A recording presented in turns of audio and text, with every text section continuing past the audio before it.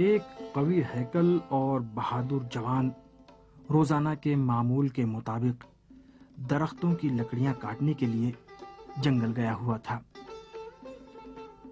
وہ ایک دن جیسے ہی جنگل کے بیچ میں پہنچا، اسے ایک ڈراؤنی آواز سنائی دی۔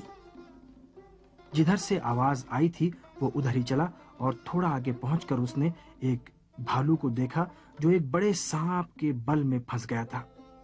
سانپ نے اسے جکڑ رکھا تھا اور اس کا دم گھٹ رہا تھا۔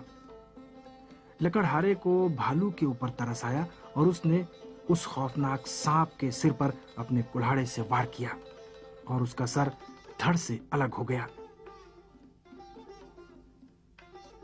اس دن کے بعد سے بھالو اس لکڑہارے کا دوست بن گیا جس نے اس کی جان بچائی تھی۔ بھالو ہر جگہ اس کے ساتھ جاتا اور اس سے اپنی محبت کا اظہار کرتا۔ ایک دن ایک حکیم اور دانا شخص سے اس جوان کی ملاقات ہو گئی۔ اس دانشور کو بھالو سے اس جوان کی دوستی پر بے حد تعجب ہوا۔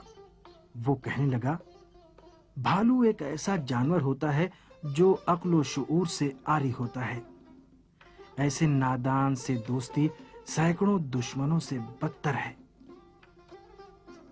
اس نوجوان نے، جسے بھالو سے دوستی پر بڑا فخر تھا، فوراً جواب دیا، آپ کی بات سے بخوبی ظاہر ہے کہ آپ مجھ سے حسد کر رہے ہیں۔ اس عاقل و دانا شخص نے جواب دیا، ارے بیٹے، یہ سمجھ لو کہ میرا حسد اس حیوان کی دوستی سے زیادہ اچھا ہے۔ بہتر ہوگا کہ اس بھالو کا ساتھ چھوڑ دو اور عقل مند و باشعور انسان سے دوستی کرو۔ اس پڑھے لکھے شخص کی نصیحت کا لکڑہارے پر کوئی اثر نہیں ہوا اور وہ بدستور بھالو کے ساتھ اپنی دوستی برقرار رکھے ہوئے تھا۔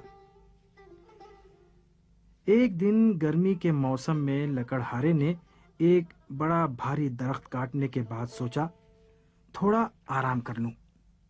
جیسے ہی اسے نیند آئی، ایک مکھی آ کر اس کے ہاتھ پر بیٹھ گئی۔ بھالو کو اپنے دوست کی نیند خراب ہونا برداشت نہ ہوا۔ اس نے بہت کوشش کی کہ اپنے پنجے سے مکھی کو بھگا دے۔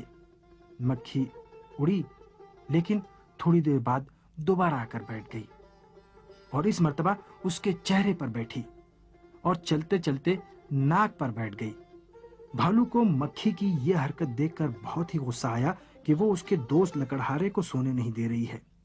طیش میں آ کر اس نے ایک بڑا پتھر اٹھا کر مکھی کو مارنا چاہا، لیکن مکھی تو اڑ گئی، اس بیچارے لکڑہارے کی جان چلی گئی۔